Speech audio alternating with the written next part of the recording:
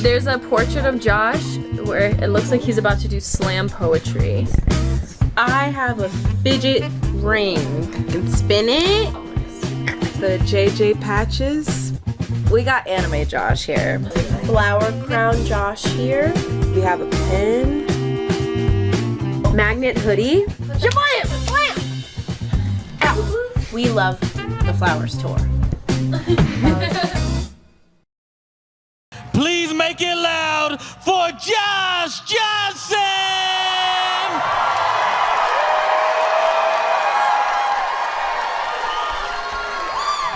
Man, okay. I've been excited to come to Rochester, and I have been also nervous. I mean, I cannot tell if y'all have a mountain lion or not.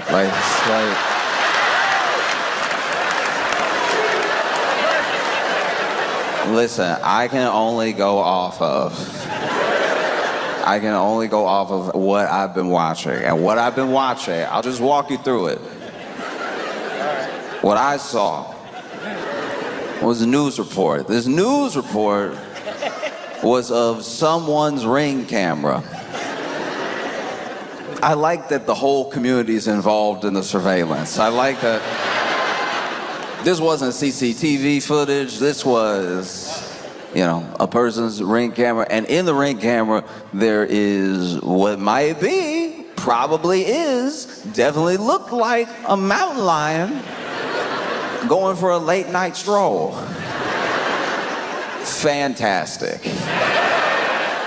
The mountain lions have heard that Rochester is a place worth parking, and so the mountain lions have shown up, and one particular mountain lion was letting himself be seen.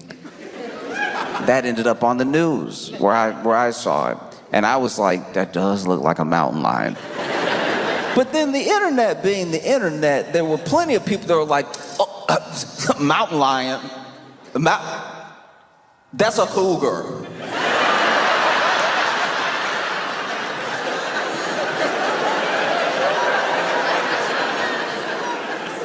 Nothing makes me want to get into it with people than well, actually, that's so beside the point. A very big cat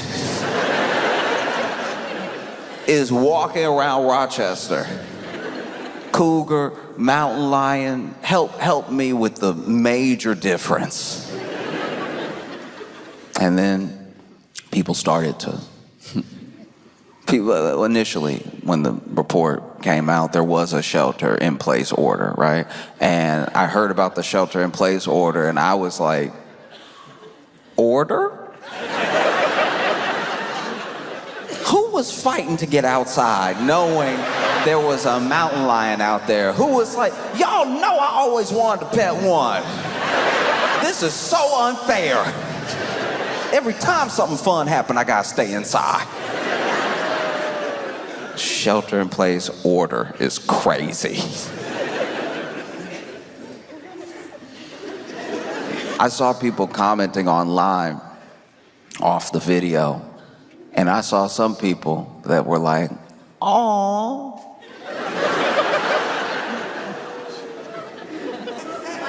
Please tell me you understand that if that awe is taken to a mountain lion, that will be the last noise you make.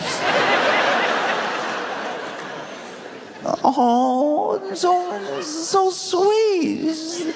Licking, let's go say hi.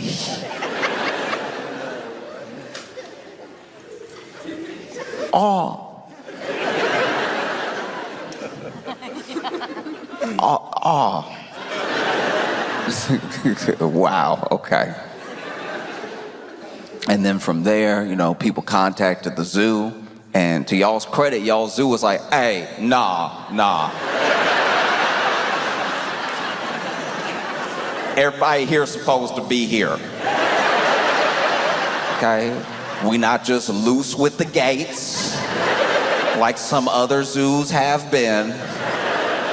We got all our cougars, we got all our mountain lions, every cat is here. And like the fact that this thing was just strolling as well. It's not like running around. Everyone that says they've seen it, it's like quickly become this like urban legend / mascot of Rochester. Because then the people that have seen it, and look, I'm not saying that if you've seen it, you were supposed to tackle it and take a selfie with it. I believe the people that say they saw it. I believe one person in particular that says that he saw it. I believe the man that your news interviewed that said that he saw it. This man should just be an anchor. The man is on the news and they turn and he went rawr.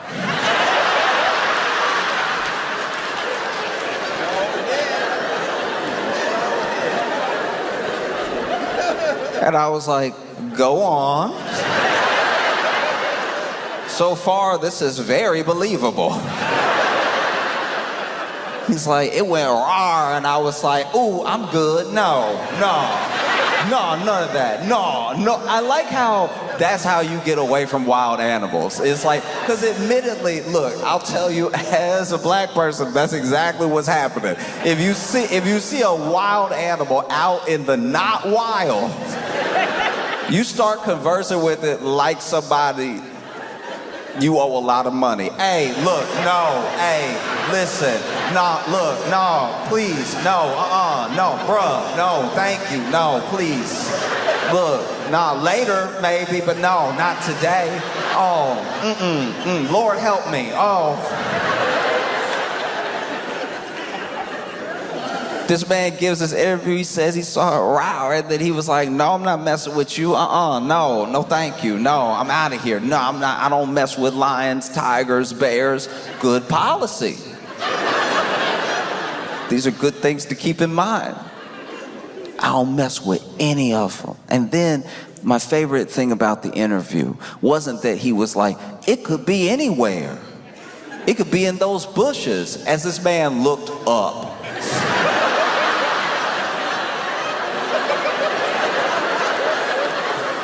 This is why this dude is like low-key one of my favorite people of all time, because I know exactly everything that's going through his thought process while he's talking to the news, and I also could put myself in this situation when he saw the mountain lion. No, I could be in one of these bushes anywhere. He stopped just short of what I probably would have said, which is like, it could be anywhere. Anywhere, these bushes up here. It could be in the house. It could be you. We don't know each other. Like, how we know he didn't stand up, tuck the tail, and was like, reporting live.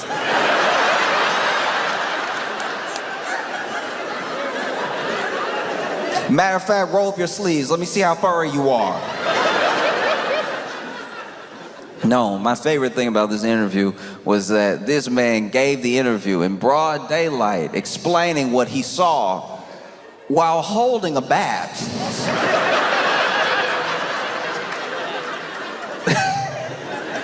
It's like, that's why I keep it with me right now. That's why I got it on me. And I'm like, yes, but no. No, that's why sometimes I don't like the movies that Hollywood makes, that, you know, they put scenes out there that wouldn't go the way that we've imagined. You know, you put Idris Elba in one movie with a line, and now people think they could fend off a mountain lion with like not a thick bat. Like that bat looked like Pee-wee grade. That was not a slugger, you know. He was like, no, if it come near me, if it comes anything, no. And then y'all did not help the situation. Because then you started posting AI of y'all with the mountain lion. This woman said she heard a row and she looked and he was in the bakery, and I'm like, I'm believing it for like, I'm believing it until I see the picture. I'm over here being like, man, this woman chill. This woman a straight gangster. She's not just a baker. It was in her store.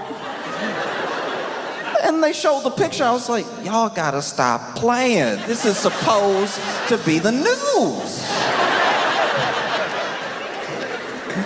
I was sitting there getting mad. I was like, all right, some of these clearly look fake, but a couple of them don't. Look, you can either post an AI image or you can interview the person. Don't do both. That's disrespectful to my man who's probably still carrying a bat right now. You all over here scared him, making him think the mountain lion everywhere.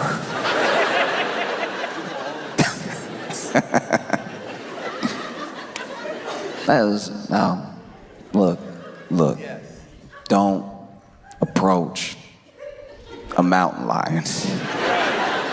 If you see a mountain lion, there's a whole number you're supposed to call, so some like actual professionals come deal with the mountain lion. That was another little gripe that I had that I will admit.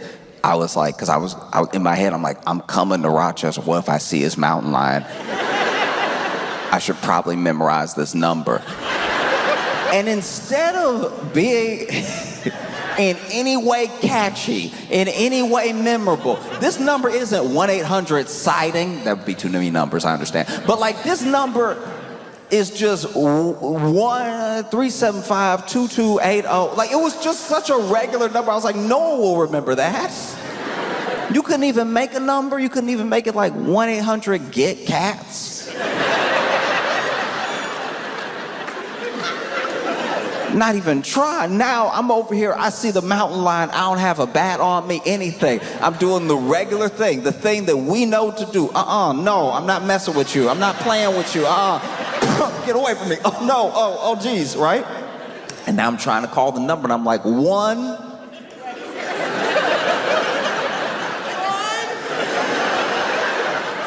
Now I'm over here, somebody knows the number, that's insane. That's too earnest. Don't.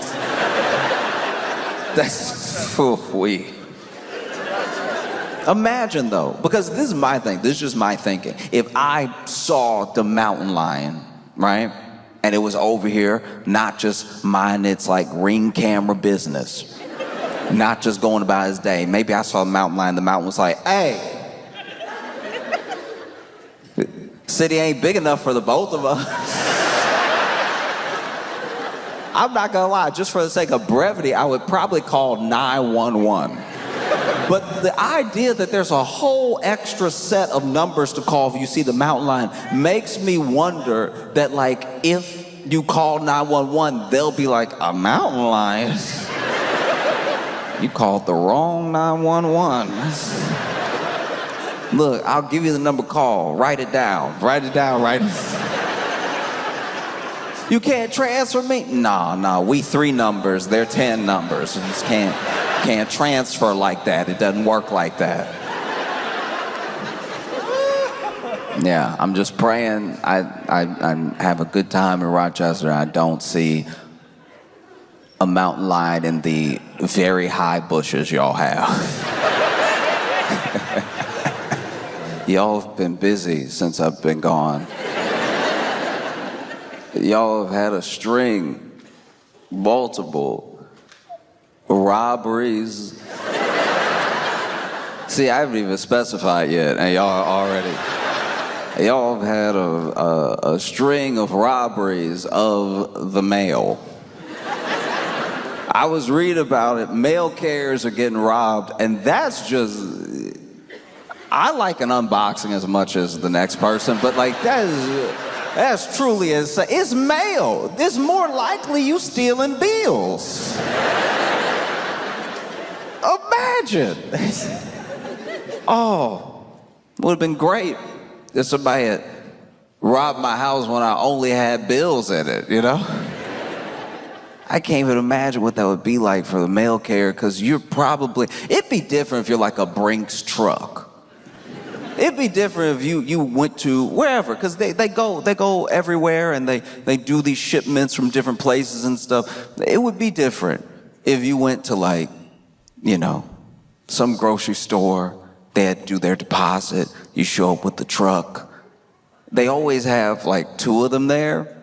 And I used to think that was for security, but the worse the economy gets, I'm like, nah, that's so somebody doesn't quit on the job. That's so somebody doesn't just drive off with the truck. There's at least one other person there to keep you accountable. But they'll have the person who's like loading up the truck or loading something in from the place that they're picking up from, and then they'll have one person just sort of standing there looking at everybody. I used to work at a grocery store. This exact thing would happen. Like, they would come with the truck, and there would be somebody that looked at everybody like a suspect. You would have grapes in hand, and he'd be like, what's up, though? Like, you trying to... It's like, oh, I'm trying to, you know, check out, get rung up. It's like, okay, all right. Likely story, but okay. And then, you know, they go off, they deliver it to the bank or whatever. I can only imagine if you work at the mail.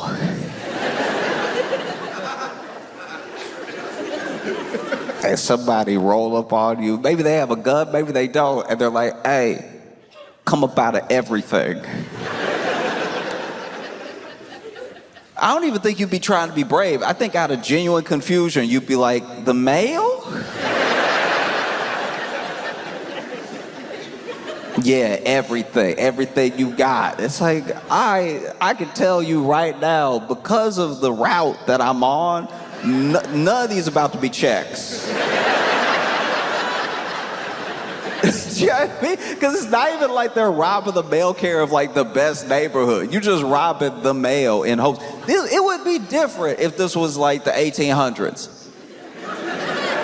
It would, because back in the day when they robbed trains, those trains did bring like mail with them.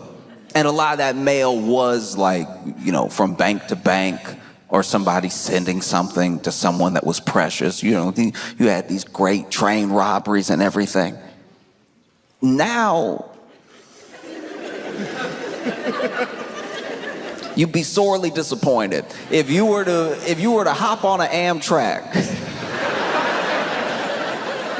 You're like, okay, everybody, this is a robbery. It's like, all right, first of all, let me tell you right now, every single car in that Amtrak, bathroom destroyed. So already, you get on the Amtrak, you'll be like, all right, everybody, this is a...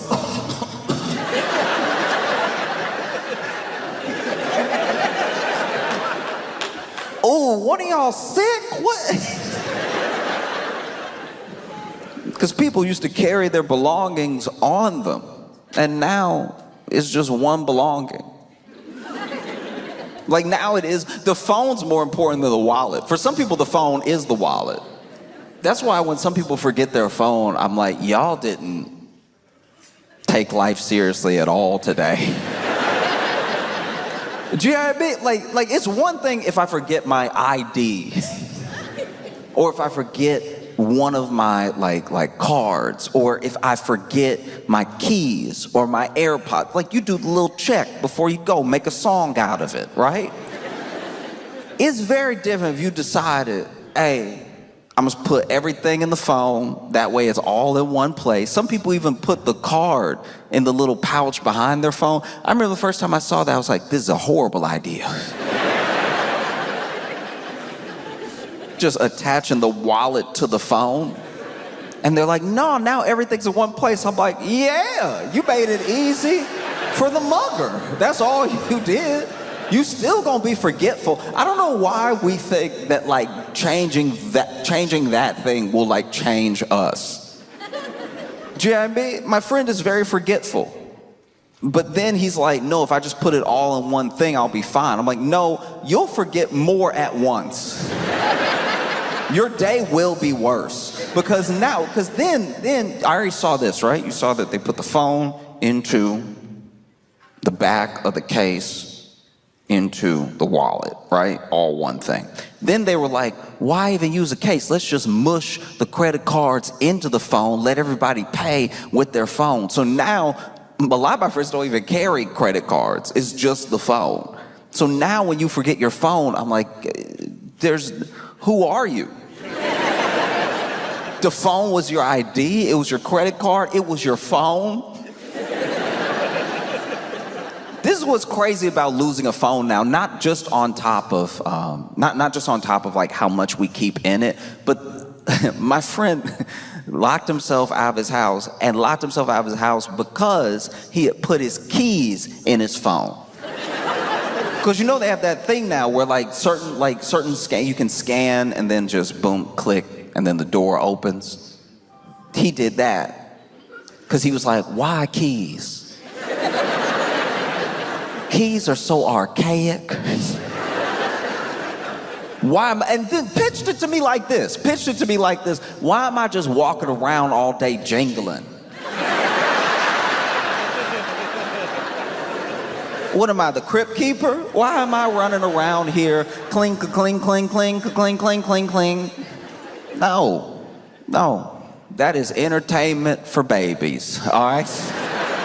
Only thing that keys are good for, put the keys into the phone. And then with the credit card, he was like, why am I just carrying around plastic all the time? All the time. Then the card expired. You don't even know the card was about to expire. So then you over here trying to pay for your groceries looking dumb. Looking over here. No, I swear, there's money in the account. I don't know why this is happening. You got the Brinks guy staring at you like, all right, you said it was all about grapes, but it looked like it's not all about grapes. So what's really hood?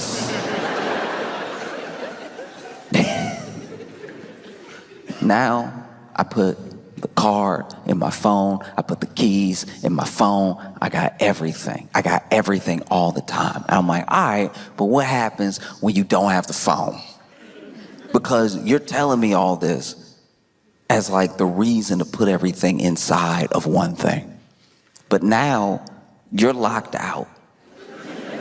You're locked out of your apartment and you're sitting in my apartment.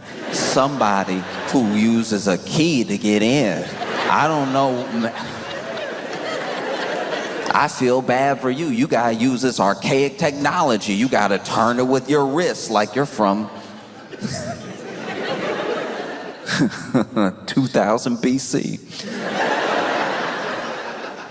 And then that's the other thing that was crazy. It's like all these things that were for ease, he ended up being so much worse off because I told him, I was like, you didn't even have your phone on you to call me. You had to find me.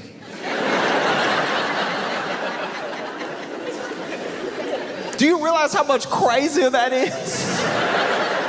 If you had kept it all separate, if you had diversified your belongings, and then realized, ooh, I forgot my phone. Let me use my key to walk back into my apartment and maybe send an email to a friend or let someone know I'm gonna be late, right? Or if I, forgot my key, I now have a card and a phone to either call someone else who has the key or just go to, where we keep our spare key. You can go where you keep your spare key. Because you keep a spare key, right? You keep one physical copy, right? You keep one physical key and then you keep your phone key because one of those keys isn't dumb. And he was like, why would I have a backup regular key? Just so somebody can find that key, break into my place, and steal all my belongings. I'm like, it sounds like you have one belonging. It sounds like... I'm waiting for when they do that. I'm waiting for when Apple is like, no, put the couch in the phone. Just trying to get you to sit on your phone to be comfortable. And then when your phone cracks, it's like, oops, maybe that was a bad idea, but you will need a new phone. We're doing all this stuff and it's just doing too much. Doing too much. And then you get to the place where you don't even know why you're doing what you're doing. You get to the place where you're robbing the mail.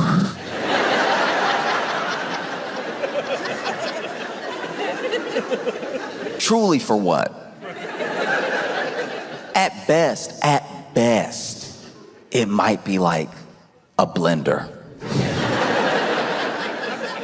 If you are robbing the mail and it is not an Amazon package, you're already losing. Because when I tell you right now, this mail that you're stealing, this like paper that you're stealing, is paper that the people it's going to don't want. Forget bills. This is like begging people to open up a new credit card. It's begging people to subscribe to a magazine they subscribed to one time. It's just asking for money.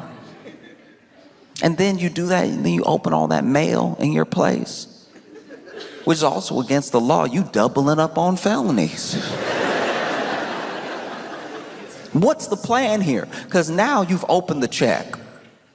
Let's say you got a check. Let's say somebody still works in 1990. And let's say that you got the check.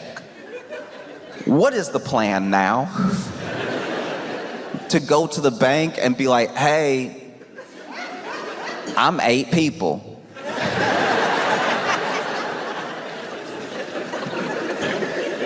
No.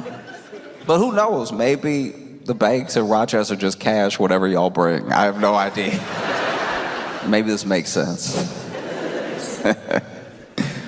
I know it's been spoken on already, but I am genuinely, I've been looking it up. I've been educating myself, and I'm fascinated at the origin of the garbage plate. Because here's the thing. Here's the thing. I'm not here to talk about if it's good or not, or the aesthetic or anything like that. I'll get to the aesthetic, but like the name. I don't know. This is what I think happened. This is okay. Look, I'm pitching you what I think happened because we didn't have to get here. Anything that is good does not also have to have like a derogatory name, right? But I think that like something happened. Something happened where like I live in New York City.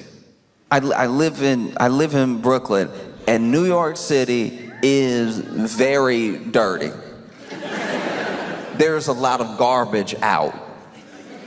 No alleys, just street. I remember the first time when I moved to New York, because I moved to New York with very little frame of reference of what New York would be like. And so I moved to New York, and I saw the trash on the street, and I was like, oh, okay, I didn't know we were in a state of emergency. I had no idea. I picked the wrong time to move because the garbage, and piled up too, almost organized in its chaos, piled up about waist high at the sidewalk, you know? And then I realized that's what you do there. You put the garbage on the street. Like for a day, well, not a day, for like 3 days out of the week, we are the garbage. And somehow nobody has seen fit to just make an alley.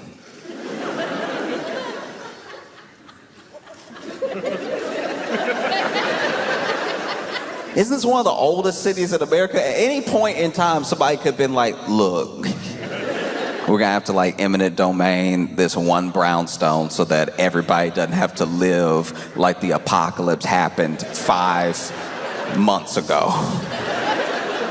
It will be a beautiful day in New York City. You'll be walking happy. And then you will, as an adult, I thought I smelled all the smells. As a grown person, I was positive I'd even smelled all the mixes. And sometimes you'll be walking in New York City, and it will be a beautiful day. It'll be a picturesque day. It'll be one of those days that they direct movies with the scene that you're seeing. It's almost like God cinematography. When you look around New York City, the sun is coming up. There's that golden hour, everything's shining off, the building's just perfect. Maybe you walking and you walking with somebody you love, you holding hands and everything, and then you even go to say, I love you, right? You go to express, because you get swept up in this moment, this beautiful, beautiful moment that somehow you can only experience in New York City. Plenty of places are beautiful, but this moment can only happen in New York City, and you go to say, I love you, but that means you open your mouth.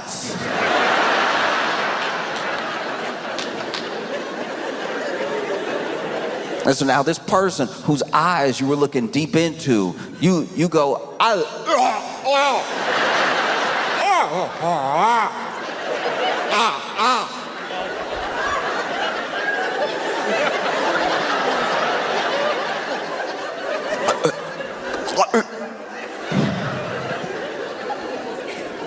you can't even describe it.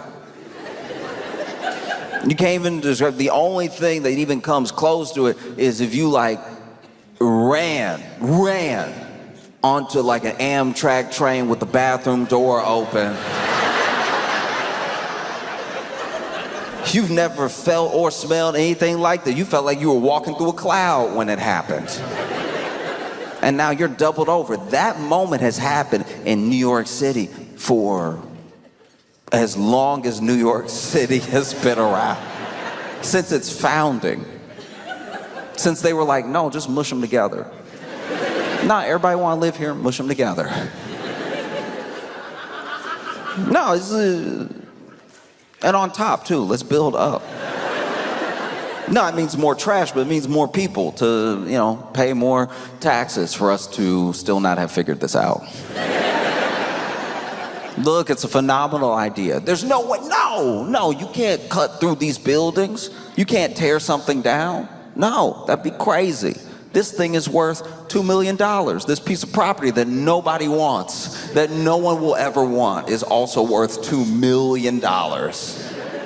No, we can't make it an alley. That would be useful. And so, I think maybe somebody saw that entire situation. And they were in Rochester and they were eating at one of their favorite places, and they were like, that looks exactly like what's in front of me right now. I've seen it, and I feel like there were other names. Because there were other words available, you know what I mean? This is how I'll put it. It would be like if I baked a cake, right? If I baked a cake and it was a triple chocolate cake, right? So, and not just triple chocolate in the way that it's like chocolate layer, chocolate layer, chocolate layer. Let's say I really took my time. I really did something like decadent. I really made like one layer almost like chocolate chip cookie. It's a little bit more brownie than it is like cake. And then the layer above that, I went a little bit like dark chocolate with it, right? And it had a little bit of filling in the sides of it that was also like something you don't usually get in chocolate cake. And then the top of the chocolate cake, very light. Very, like, not the like fondant type stuff, like very light icing and a very like moist top, melts in your mouth, right? And then you had this chocolate cake, and it was actually, let's just say for the sake of argument, the best chocolate cake you've ever had in your life. Incredible. You were moved by how good this chocolate cake is, because you never had chocolate cake like it. This might make you act different, move different throughout your life. You never had chocolate cake like this before. Never has somebody put chocolate cake on a dish and then you put fork to cake and then fork to mouth and cake to mouth and then felt this good about your life and yourself, right? It's never happened before. And so then you ask because now there's a different person. You're a different person when you had the cake, before you had the cake, and after you had the cake, right? You're about to move through the world with more love, knowing that there's cakes like this to be had. You're about to spread the good word of this cake, because more people should have this cake, more people should feel this happiness, right? And you take a break from chewing, from everything, to ask me, what kind of cake is this? And instead of saying triple chocolate cake, instead of listing the ingredients, you ask me what type of cake it is, and I say, Dookie.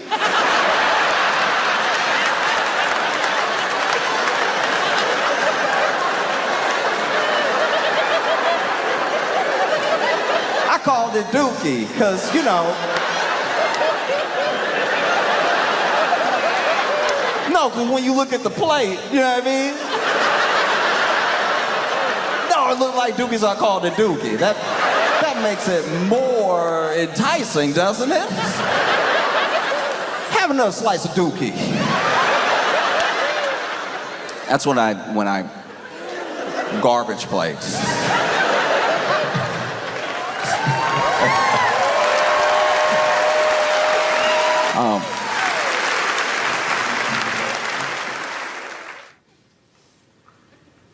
They may have found signs of ancient life on Mars.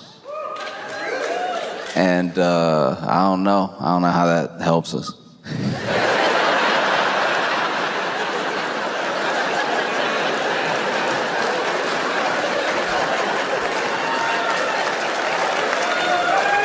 That's y'all did it. You know what I mean? Ancient life on Mars. Not current life. To my understanding, they have found signs that somebody used to be there. Okay.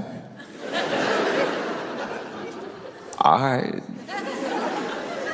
Imagine somebody coming to you and being like, this place used to be cool.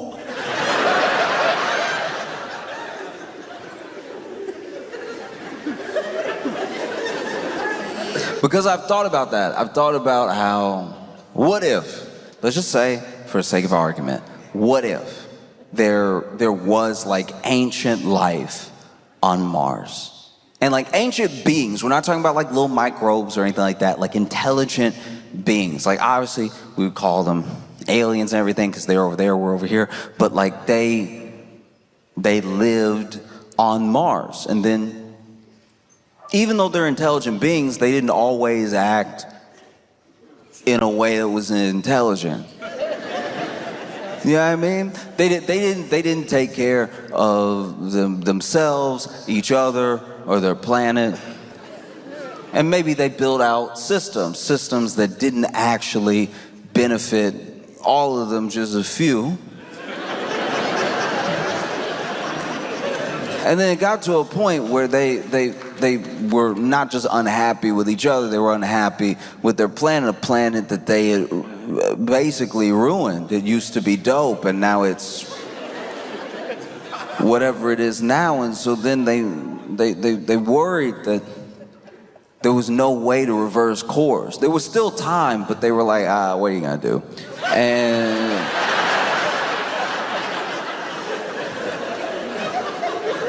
And so then they, over time, remember, this is ancient. Remember how long the universe has been around. They looked around and they were, in some ways, very intelligent. Maybe intelligent enough to find another place to live. And maybe they find a place, and maybe it's called Earth. And maybe they went to Earth and they, been on Earth for so long, they forgot where they came from, but being intelligent beings, they made all the same mistakes all over again. And so then there comes this day where they look around and not really happy with themselves or each other or their planet, and rather than hopefully not wrecking it or themselves, they're like, what if we went to Mars?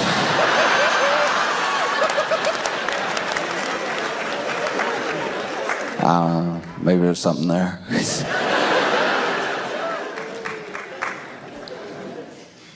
Because I do think that, I don't know, I feel like that's as likely as finding life on Mars. Because that is where we're at for the most part. There's a lack of belief in the idea that you can still build community, or the idea that people can still see each other as people. That's incredibly troubling and scary. I think that we rely now on communication that is more served to us than we seek out. We feel like we seek it out because we're discovering it in real time. In real time, you are discovering your For You page. In real time, you are discovering when you're scrolling, and you feel like because you're making the choice to scroll that it's the choice what you see next, but it really isn't. And based on a bunch of things about you, we think we're shaping the algorithm, and it's a high likelihood it's the other way around. Because based on how you've built your habits, gets based on whether you get served contempt or compassion. And so then, when it's time for us to talk, we have a very different view of how people are in the world. Like all of social, all of this stuff, every platform, it's just a mirage. But when you're out in the desert by yourself, which it feels like a lot of people feel that way. A ton of people feel like they're out by themselves, right? And you see this thing up ahead and you think you know what it is, and it turns out to be a mirage. It's very hard to convince anyone of that idea. And so that's what I watch more of than anything else. It's just the idea that, like, I know what's going on, I know what people are saying, I know how people think, and I've got a big picture of everything that's going on. It's like, I promise you have a snapshot. No person, no single person online is one thing. No idea is one shared belief by everyone. And once again, no matter what you do, even when you think you're gaming the system, even when you're like, but I log out sometimes, I guarantee you, you're being served a certain amount of contempt and a certain amount of compassion, and it's all driven to keep driving you. You want to know what people think, you want to know how people are, you just talk to people. This is the only way to find out. If you want community, you build it as best as possible. And you build it in any way that you can. Some of that will include being online. Some of that, I'm not talking about like talking to your friend in a DM. I'm talking about like the way we see each other is so important. And the way we see each other is being like molded and affected without people understanding that they didn't actually get to participate in some of this. You don't know what impact you have to anyone that's like outside of your sphere. It's why I do my best. I'm not perfect, but why I do my best to be, hopefully, the best version of myself all the time. Because people are only going to see a sliver. So if what they see is good, maybe they'll think the world's a little bit better. And if they see bad, they might think the world's a little worse. And it goes moment to moment. And no matter how much you try to put out, you can still get drowned out. But I know that when I see people, when I see anger, when I see hate, when I see love, when I see compassion, I know that I'm seeing all of it at one time. And then the real mix of it that's out there is different than what's in my phone. The same way you shouldn't put your keys and your wallet and your...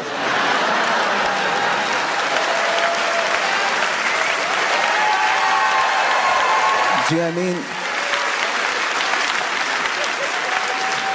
The same way that if you put everything in the phone and then you lose sight of what you're up to, you're lost. It's the same way that you cannot just trust that what you're seeing and what people are saying, and these people as well, these people, whoever these people are. Because that's the other thing about opinions online. It's the other thing about people online. We didn't vote for like a king or queen of online. Somehow any person saying anything is representative of everybody at any given point. That's not possible. I wish it was what was happening when it was like a smart person. But like, who knows? Like, smart people usually don't keep you online because they're like, hey, you should live your life. It's very bad for business. When people live their lives and when they meet people and when they talk to people and they have real conversations with people, when they really sit down with people and they get to know people, that's scary. It's scary for everybody who benefits from what you're like when you're just on your phone. You need to be very, very careful of how we look at other people, how we judge other people, because I'm telling you right now, this thing will run away from you. You will leave the house thinking the entire world is the devil without ever having checked with any other person. Do you know what I mean? I've gone outside and I've talked to people, and there are people, I'll tell you right now, there are people that scare me. There are people that scare me. There are people that walk around on trash day in New York and yawn. That's insane.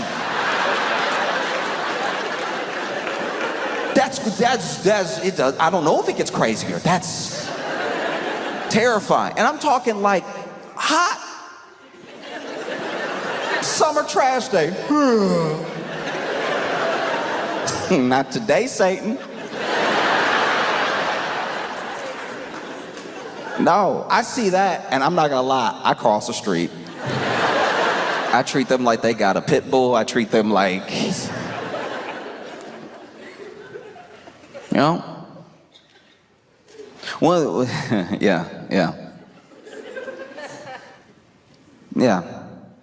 Like I don't know. And sometimes you want to throw your hands up and just say, none of it's worth it or anything. And I don't know. I just don't believe that. There are some things that happening and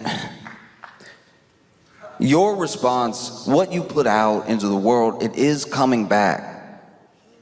It may not feel that way. And maybe you're a kid and you're impulsive and somebody makes you angry online, so you get real nasty with everybody all day, and you don't even think about like the ripple effect that thing has. But like, people take online, obviously is not real, but people take real things off of it, you know. And I've talked about this before. I'm never stop talking about it, because I genuinely believe it from the bottom of my heart that the bravest thing you ever do. I remember I read this and it stuck with me, and I hope it sticks with me for the entirety of my life, because this is how people make money. This is how people control you. This is how people mess with your mind. This is how people turn you against other people. The bravest thing that you will ever do in your entire life is accept that there's nothing wrong with you. Nothing intrinsically wrong with you. There's nothing that is like that needs to be bought to fix you. There's nothing that you need to, and that is not to say that everyone is a perfect person. I'm not saying people don't need to work on themselves. I'm saying that like you are not beyond the measure of like the love and care that a person should receive, right? And then the second scariest thing you'll ever do in your life, and like some people can't do it. Some people live and die. They get buried without ever doing it. The other scariest thing you'll ever do in your entire life, I promise you, is change your mind. And like, I don't think that I personally don't think we're in a place where we're too far gone. These two things can still happen. It takes a second for them to happen. It takes a moment for either one of them to happen. That there is nothing wrong with you. Now, you're not perfect. You make mistakes. There's nothing wrong with you. There's nothing unfixable, unlovable about you. And then there's a world that looks different than the world in your phone, or even the world from your experiences. But I promise you, changing your mind will not kill you. But this isn't the world. It's not even your world. It's just what you're being served to keep you on the platform. But I think somewhere along the line, we start to feel like it's a window instead of a TV. Do you know what I mean? It's not a window. There's no way to know what everybody thinks. And there is no like side to reality. So when you're watching something, and when you're watching people react to something, you're seeing a piece of it, but you have to remember what you're being served. Like that's what's happening. different amounts. Compassion, contempt, depends on how you look, depends on where you go. It's worth seeing the full picture for yourself. I think to fail to do that is to start to fail to be as human as you can be. You know, this thing that we have is this incredible tool, but like tools are also weapons. A tool can protect you, and you can use it to hurt other people. Like if you thought a mountain lion was like walking around all the time and you just had a bat with you just in case, it's like not.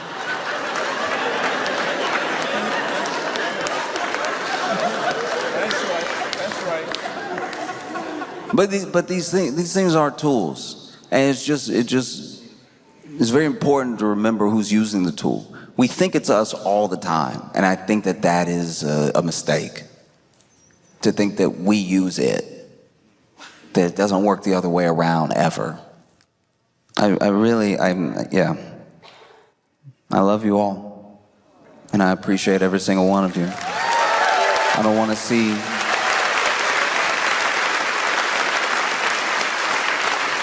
I don't want to see people destroy themselves because they thought that they had a mirror, they thought that they had a window, and they just had a TV. You know? So I appreciate every single one of y'all. I can't even describe it. I was so excited to come here and spend time with you, and that is definitely in spite of the mountain lion. So. Rochester, y'all been amazing. Thank you so much. I appreciate y'all so much.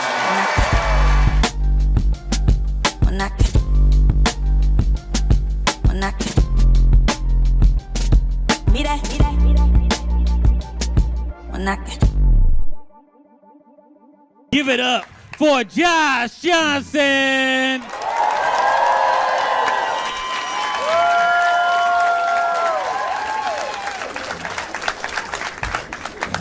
This weekend, wow, it is for everybody. I imagine this weekend was weird. It was weird because for like half a day, we did think.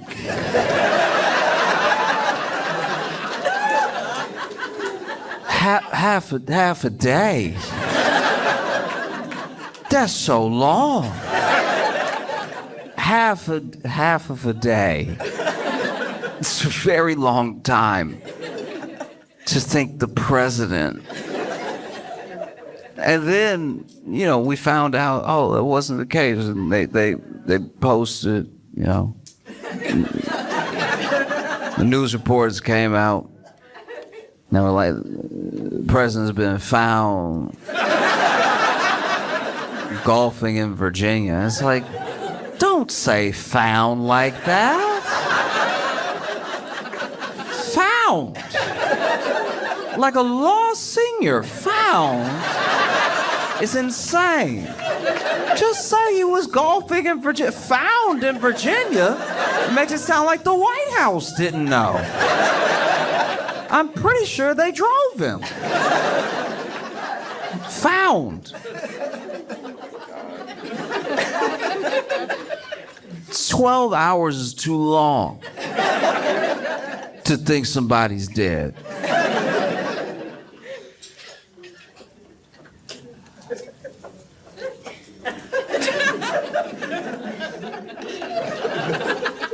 My buddy lives with his grandpa. And every time he thinks his grandpa's dead, he finds out in about 5 minutes.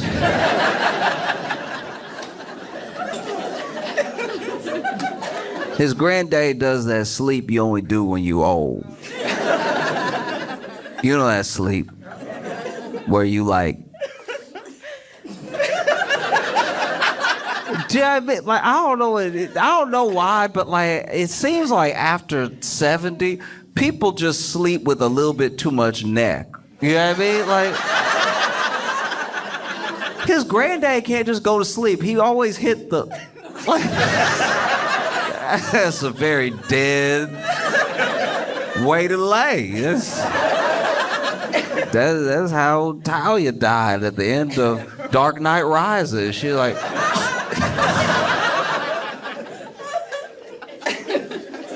The neck crank is a surefire way for somebody to put a spoon in front of your nose to see if you're still kicking. He does it a lot, apparently, you know, because his granddaddy sleeps pretty deep. There's that whole thing about sleep being the cousin of death, and I think it's his granddaddy's half brother, because not even a snore, not even a, you know what I mean? He said he always thinks his grandpa gone when he take a nap, because the way he falls asleep, which, to be fair to my friend, this isn't. I've never seen this in anyone else in my entire life. But he said his granddad will go take a nap. He'll announce it too, like, I lay down. And then he goes to lay down, whether it's on the couch or it's in his room, and lays his head back.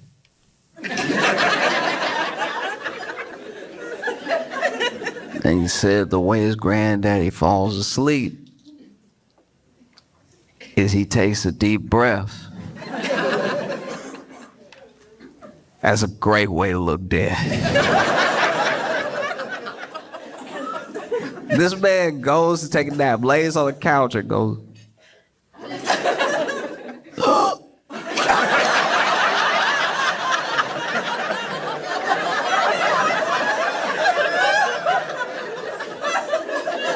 Now, to be fair to his granddaddy, every time he wakes up, he does finish the breath. Said his granddad never wake up peaceful. He always wake up.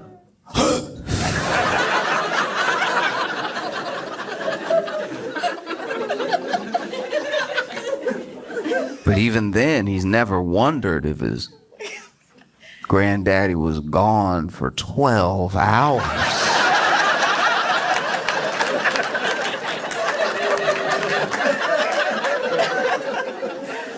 12 hours. Jeez. And we thought that because Trump doesn't look good. You know what I mean?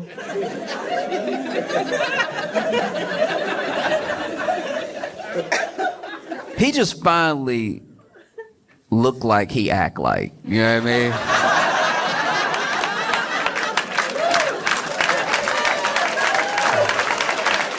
Like if somebody listed everything a person did next to everything that they ingested, you'd be like, that's not a person who's well. And finally, he doesn't, he just doesn't look like he's doing great. I didn't even know the term. He had some venous thing. Turns out that venous thing was his ankles. His ankles, I don't know if you've seen them. World leaders have seen them.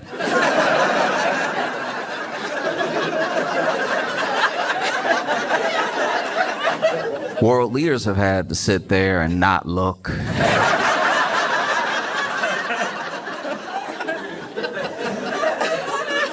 In case you're not familiar, look, Trump's ankles are...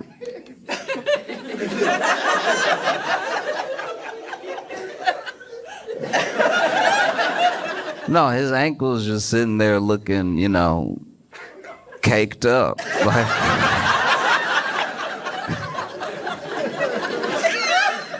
I mean, he got some thickums under those socks. Trump's ankles have quite a bit of booty. I can't imagine what that must be like to be an aide in the White House and walking next to the president, taking orders from the president of the United States, but all you can hear is his ankles clapping.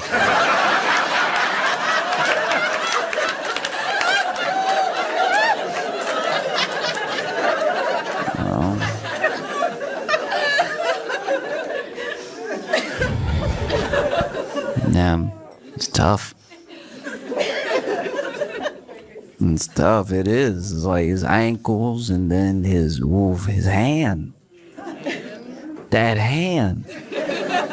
You know, like his hand is black. Like it's just... Imagine being Donald Trump and turning black.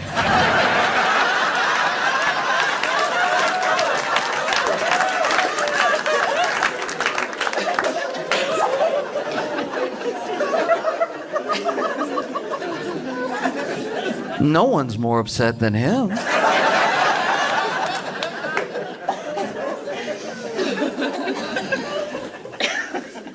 No, that's bad. That is tough.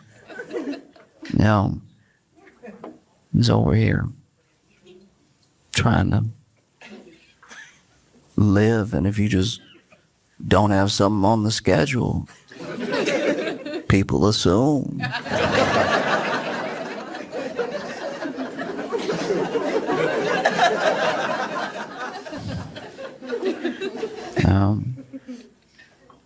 It's funny too because I go back and forth with friends. I have friends that are sort of across the political spectrum. You know, I have these friends who, whether they tell me or not, I know that they voted for Trump. At least one of them, pretty sure, voted for him 3 times. You know? Every time he could, he did. And so we'll go back and forth all the time. You know, we'll mostly be arguing all the time. And we argue about a bunch of things that aren't Trump as well. Like sometimes we'll just argue about like whole social issues, whole different policies and everything. And maybe it's because I've known him longer than Trump has been president that I feel like having those arguments is, to me, worth it. You know, I don't ask anybody else to do everything that I'm doing, but I think that there is something to get to the bottom of, and it's what we are gonna do when he's gone. Do you know what I mean? Because I think that right now it's easy to put everything that's happening and how we feel about each other on one person, because it's sort of the catalyst for all this stuff. But the groundwork was being laid long before he ever became president. And so whenever he's gone, you know, we're all gonna have to figure out a way to relate to each other. Because it's not as if all of the problems begin and end with him. You know, he's just one of them.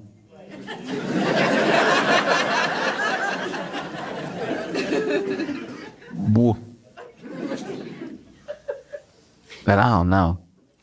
No idea. It's maybe. We don't know. It could be any day now. It could be 200 more years. Truly, like my grandma was in the nursing home before she passed, and I would go visit her and everything. My grandfather as well, at different times, they were in nursing homes, and when I go to visit them, you'd see people who had to be 3,000 years old. And it's like,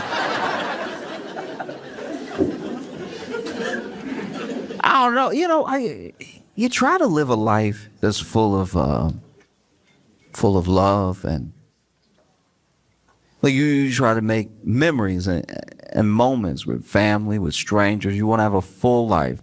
You want to have a life that you look back on and you're proud of the impact you had on people, you know? And along the way, try to maybe, I don't know, eat right when you can, but enjoy yourselves, you know? And drink sometimes, not too often. Maybe party a little bit when you're younger and wean off of it as you get older, but do your best to have a really impactful life, even if you never become whatever it is, like rich, famous, popular. You're someone who, by being in other people's lives, their lives are richer.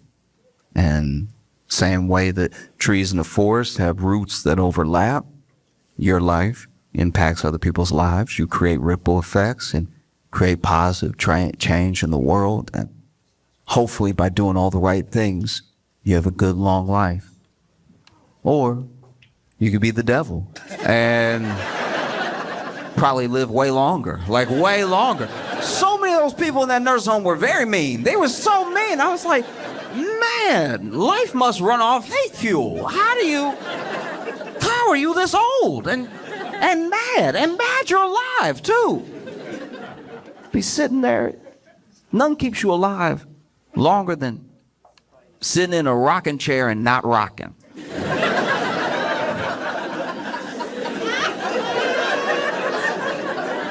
Imagine, you gotta really be a bad person to sit in a rocking chair, have the joy of rocking and not even want it. My friend said, you know, he went through a similar thing. He would go to the nursing home, visit his grandparents and stuff, and he said every day there was this old dude in a rocking chair, not rocking, sitting there, arms crossed in the chair.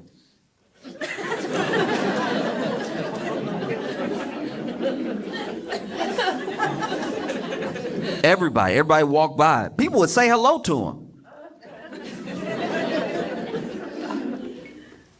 Finally, he was like, you know what? I say hello to this man when I pass him, and we never really have a conversation. He doesn't speak to me, and I don't take it personally because you never know what people are going through. You know, some people, you might think they're being rude, but maybe they have something going on. Maybe they have dementia a little bit, or maybe they're in their own head about something, trying to remember something, and doing something.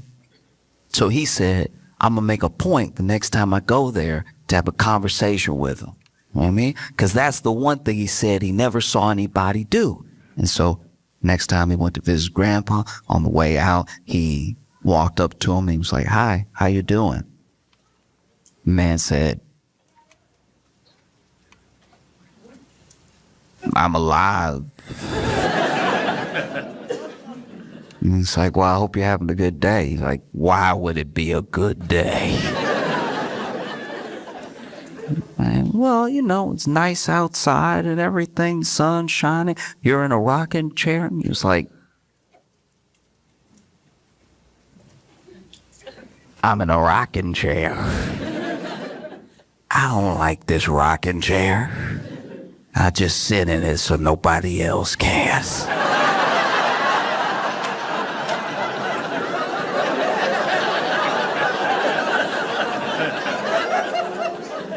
It's easy to put everything in the way that we are now and all narratives and all discourse on just one person. It's easy to do that, especially when that person looks like they're driving all of it, right? But the ground was laid for this person long before they came into any sort of political picture. You know what I mean? Like for a long time, people have felt like there was nobody who was looking out for them. For a long time, people felt like it would take somebody who could not be bought by Washington or Wall Street's special interest money, or couldn't be twisted in whichever direction by lobbyists, or was looking out for people because they weren't motivated by money, and they weren't motivated by the promise of getting rich, and the thing that we came to believe as a country almost. You saw this way before Trump ever entered the political picture, is that if someone was at least independently wealthy, maybe they wouldn't be swayed by the money. You know what I mean? And there were those people across the political spectrum that felt like there was no one looking out for them, that slowly everything that was their quality of life and everything that they earned was eroding away piece by piece, right? And that they just needed someone to step up who would stand in the way of all that and wouldn't be swayed by it. And unfortunately, that person never showed up. But and so I have these arguments with my friend, and there was one point where I'm going back and forth for a while because I felt like for everything that he said, I was saying something that was a reason why he shouldn't trust Trump on it, or why I didn't think it was something that was going to happen, you know?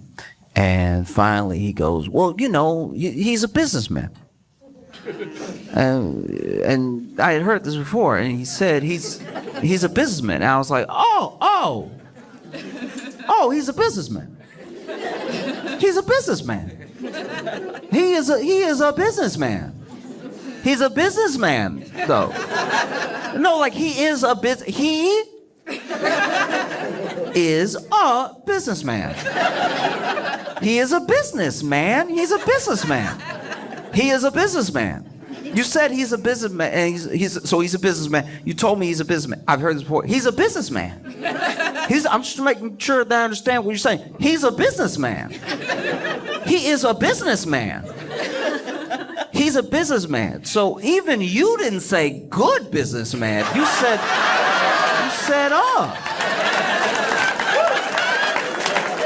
You said, as in he's one, as in, yes, he does business.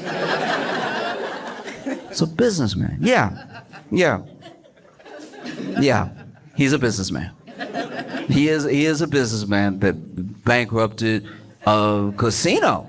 You know casinos. You know those things you don't generally leave money with.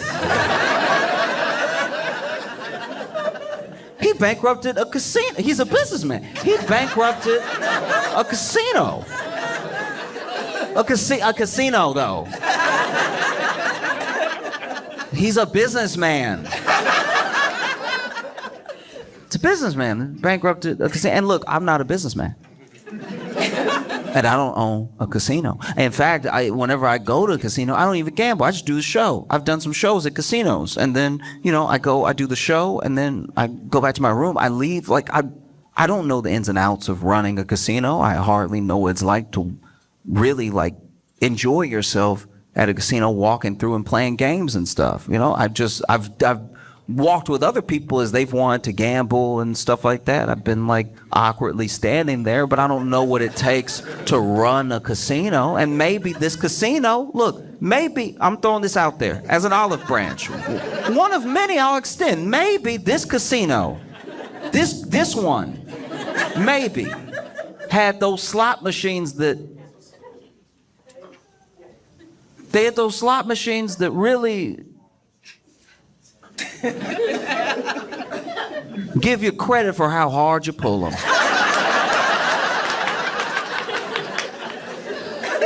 You know what I mean? You pull that slot machine as hard as you can, and the slot machine is like,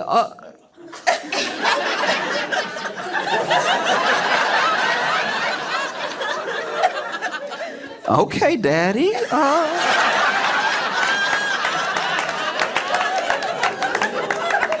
Nah, I gotta get you a little something for that. No, I don't know, but he knows because he's a businessman. He's a businessman. Maybe I'm throwing it out there that at this casino they had, working for the casino, blackjack dealers that were as bad at blackjack as me. Maybe. The dealer, you'd be at his table, and he was like,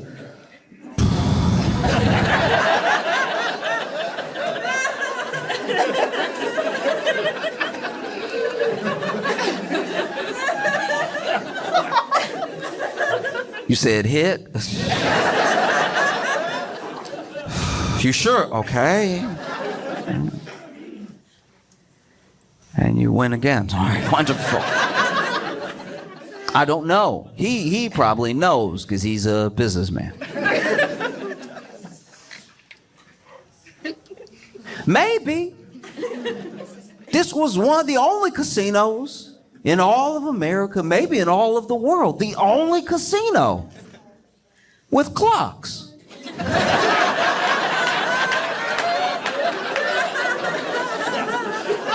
Who knows? Maybe just over the poker table was a clock, and people are like, 9 already? I should go home.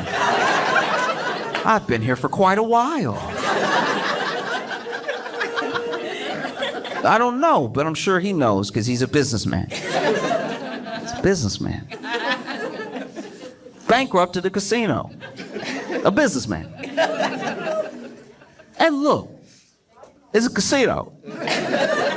I can't think of a better... People come and drop off their money and leave. I can't think...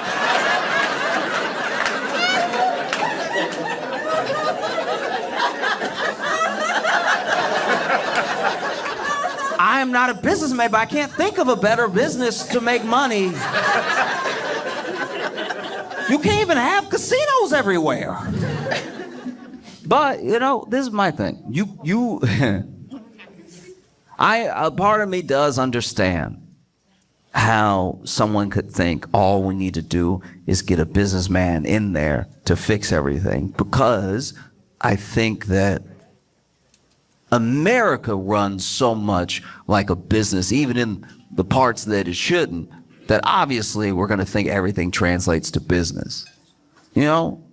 Like I didn't, this was where I was naive, I'll tell you right now. I thought that even if there was no national pride or community, or even if we couldn't find some sort of like camaraderie as Americans, we at least, at our very core, loved money enough. I thought we loved money more than anyone loved him. I thought as soon as somebody messed with the money, we would all come to our senses and be like, yo, not the money. That's the only thing holding this together. But then you see there are people whose lives have already been ruined.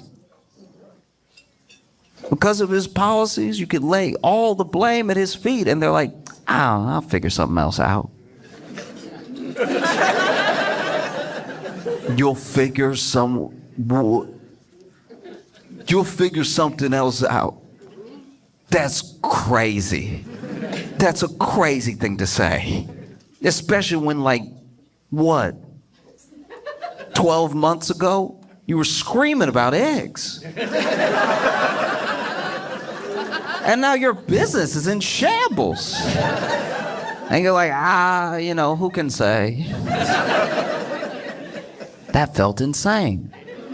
But also, I think that if you look at America as a business, it would make sense that you would want a businessman in there. But the thing is, you can't run the country the way you run a business. You know, a company, if they are in dire straits, could lay off half their work staff and then try to keep things going, use that to stay afloat.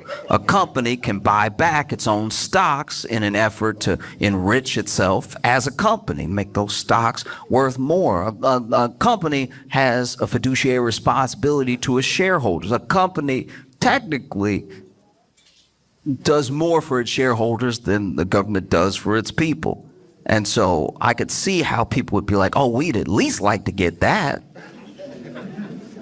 That'd be nice, some dividends or equity, something. We'd at least like to feel solvent. You know? But it just doesn't work that way.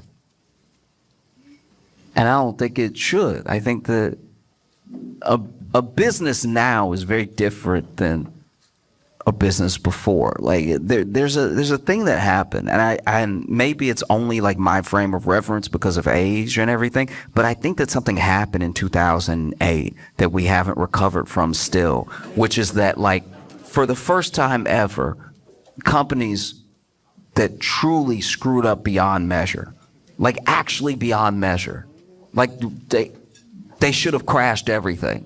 This is the type of stuff that you read in the textbook and then they, hung everybody. Like that's...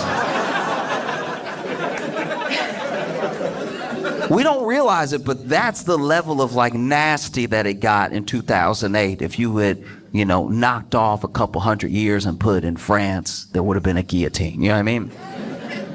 And instead, there was a bailout, but instead of a bailout of the people, it was a bailout of the companies, because we believe in business so much. We believe that everything works like a business to the point where even the politicians naively maybe some of them sincerely, were sure that if we keep the business afloat, it'll keep the people afloat, because then people won't lose their jobs, and then people will still be able to get these services, and people will still buy these products, right? And what ended up happening is that, so many people were foreclosed on. So many people lost their jobs anyway. People's 401ks and retirements were destroyed. And then the people that they gave the bailout to sort of, trickle down the economics, something got stopped up right at the top. And so people who had wrecked the economy beyond measure got a bonus. They got a bonus for wrecking usually when you break something. And ever since then, it feels like business is about not being left holding the bag. That's what real business seems to be now, is that you do everything you can to extract as much value as possible, and then you dip before everything comes crashing down, whether you dip because you sell the company or you dip because, you decide to shutter it after you've fired everyone and ruined it as a service and everything. Basically private equity, right? So I believe he's a businessman. I do, because I'm sure, look, if we're talking business, to his credit, I'm sure that he was not worse off for bankrupting that casino. I'm sure it was the people that worked at the casino. I'm sure he stiffed some of the contractors who helped build the casino, but I'm sure that he found a way to leverage that debt, because he loves debt. He found a way to leverage that debt into his next venture, and then he started selling steaks or whatever. I don't know, it was just, it's been a lot of products.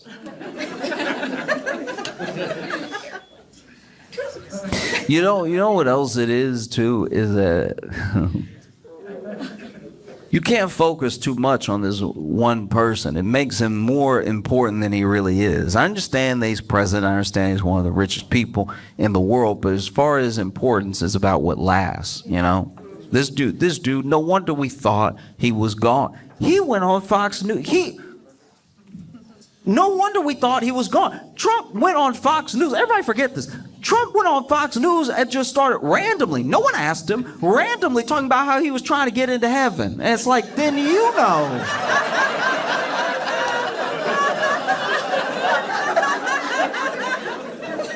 One thing my buddy's granddaddy never does is talk about the afterlife. Gets up, watches his shows, takes his naps, gets up and eats, and repeats. If he was pontificating on heaven, I think people would just start assuming that every nap really was the last nap. No. It's because, a man's hand. Guys, he's turning black.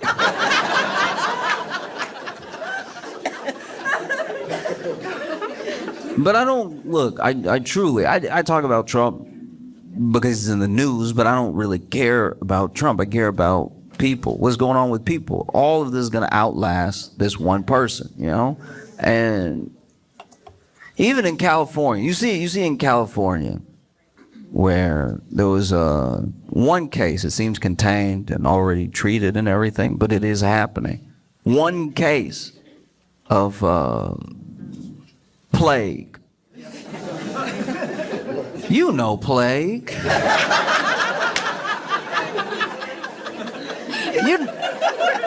You know plague. Plague. Some would ask which plague. Apparently, the.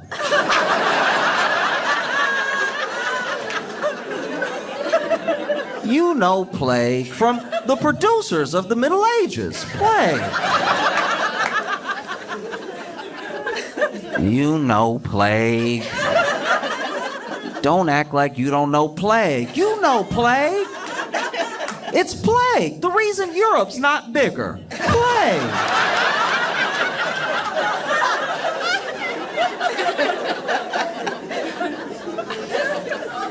You know, plague.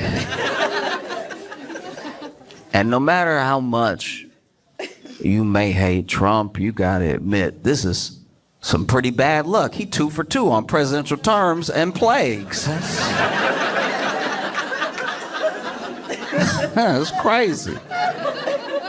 That was wild. Yeah, first one a fluke. The second one, how did a plague skip Biden's era? Like that's.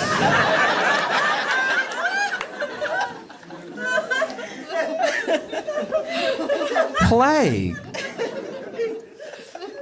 Because that's the fear, is that like, yes, they found one case, they treated it, you know, they've even traced it back to a particular source, because it's really a climate change issue, because basically the fleas that carry plague are thriving right now in the warmer climate, and so then they're hopping on more rats, and then the rats might come in contact with people, right? And so there's always the fear, the possibility that it isn't just that one case, and it isn't just contained to California. There's a real fear and a possibility that plague could have spread to the president's hand.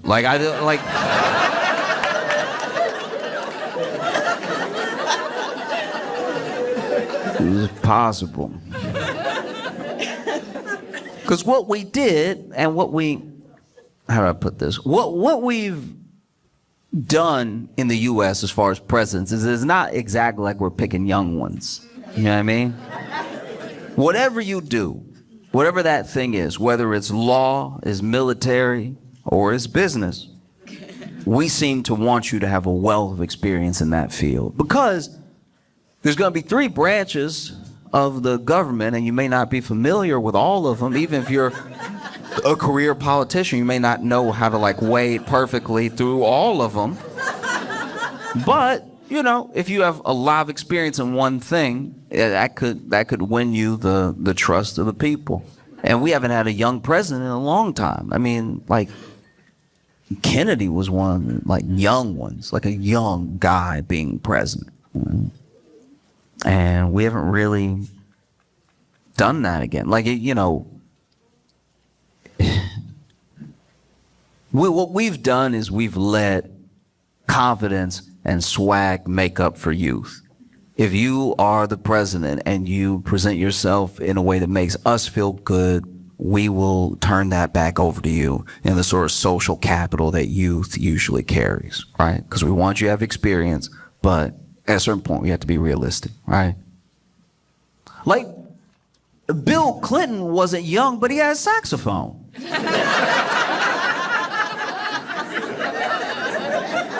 We had a saxophone, so we defended him. We were like, that shows lung capacity. Have you heard him play, though? And then you had George W. Bush. Look, George Bush wasn't young, but he...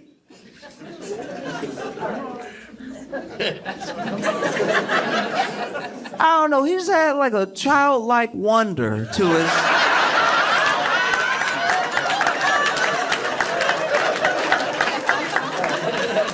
You could always tell when he was addressing the nation and he had also just learned a new word. Bush would be up there like, terror.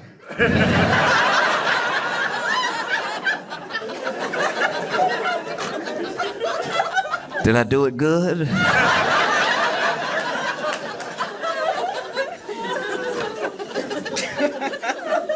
And then you had Barack Obama. And Barack Obama was younger than some of the people who have been president, you know, before and since, but he wasn't a baby. You know what I mean? Like he wasn't incredibly young, but he had that exact thing I'm talking about. He had an energy that was like a mobilization behind him, and he had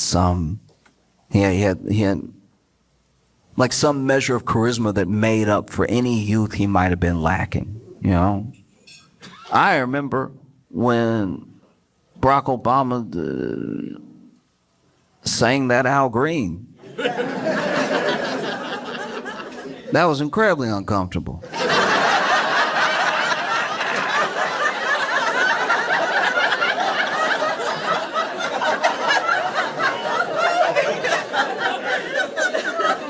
No, because when it happened, I was at a get together with a bunch of aunties going, "Oh, Barack." I'm like, no.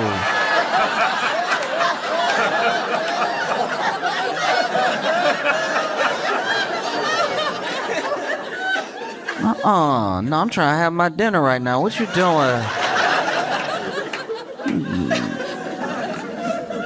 Can't eat meatloaf in these conditions.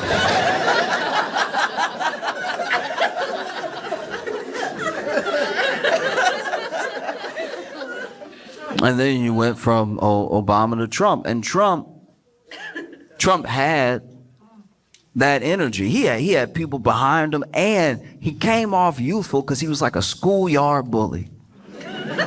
Anytime somebody said something, any interview that went awry, he was ready, nickname, anything. He was just coming at you all the time. It's like he fed off of it. It was his favorite thing to fight with the media and get people riled up. That feels like youthful energy. That feels like it's going to be here forever, you know? And then we went from Trump to Biden, who, to be fair, told us he was going to be old.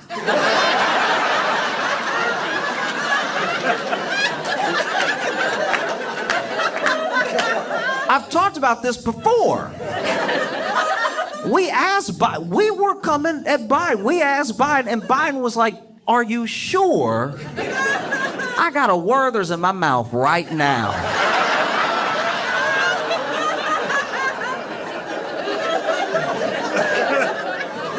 I'll do it if you want me to do it, but my car does smell like potpourri, so.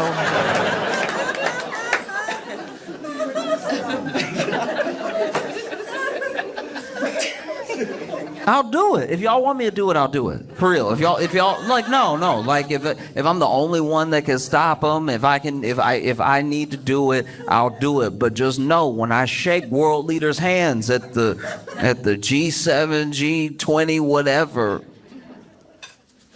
my hand will pop a lot. Whole handshake. It's gonna sound like Orville Redenbacher.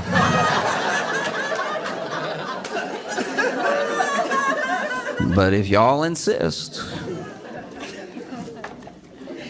And then we got Trump again after Biden, and this feels very different. You go back and watch a rally of Trump from 2016, 2017, and then you watch a press conference now. Very different. It's very, very different. I mean, it seems like he's dying. Like it's because look, I'm not.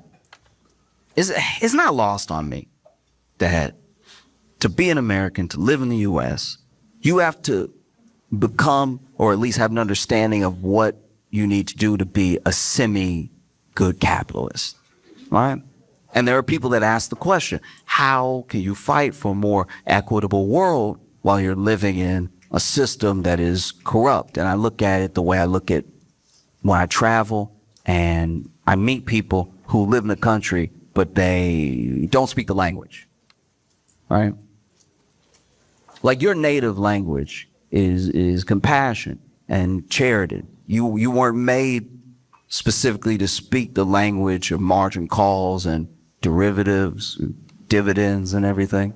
That's a language you can learn to get by because you live here, but it's not a language you were born with.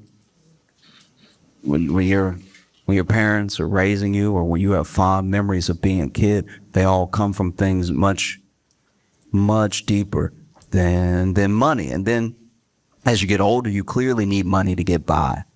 That's no crime. Like, you know, you have to function as a society. So you learn how to move with money as best as possible, but you can get distracted. It can take you to a place that makes it hard to remember your humanity.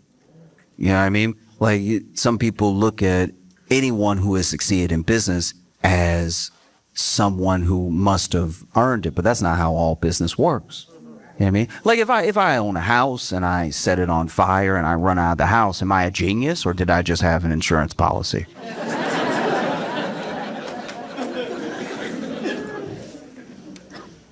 Maybe both, but maybe I'm a crook. You know?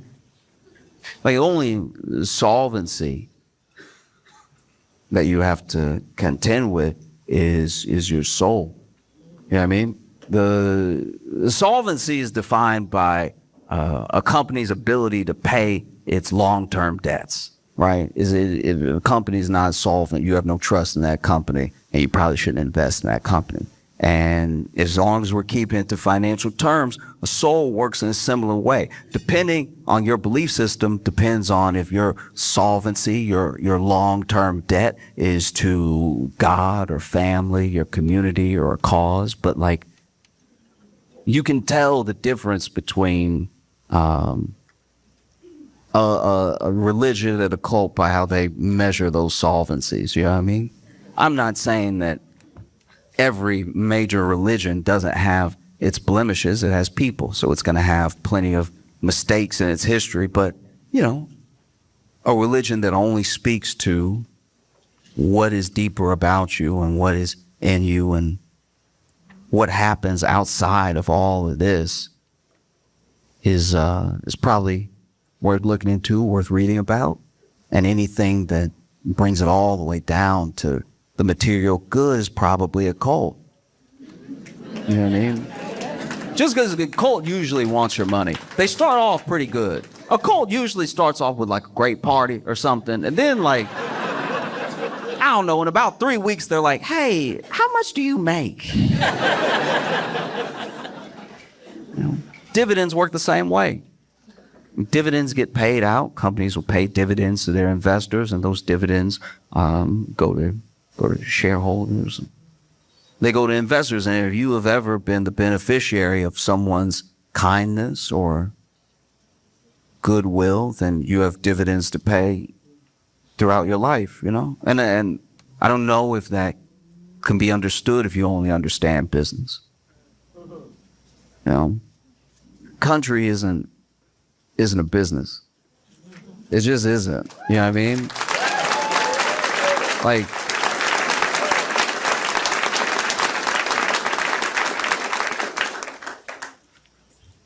but who knows? He's a businessman. Like, maybe he's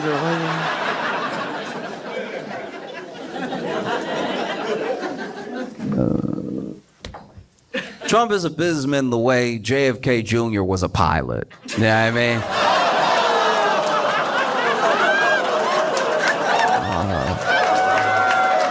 Oh, all right.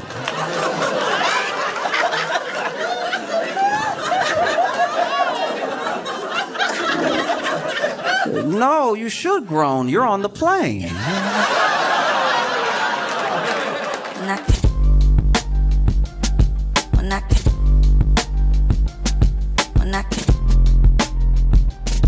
Mira,